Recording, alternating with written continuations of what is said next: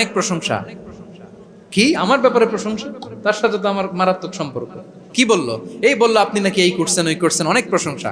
লোকটার মন খুশি হয়ে যাবে তার ব্যাপারে, ঠিক কিনা? আবার তার সাথে যার ঝগড়া, ওরে যে বলুন ভাই ওই দিন তো সে আপনার অনেক অ্যাপ্রিসিয়েশন করলো, অনেক। সে তো অবাক, কি রে বলে কি আমার? এই যে দুইজনের ব্যাপারে দুইজনের একটু ভালো ভালো কথা বলে দিচ্ছেন, একদিন দেখবেন রাস্তা দিয়ে হাঁটার সময় একে অপরকে সালাম দিয়ে ফেলছে,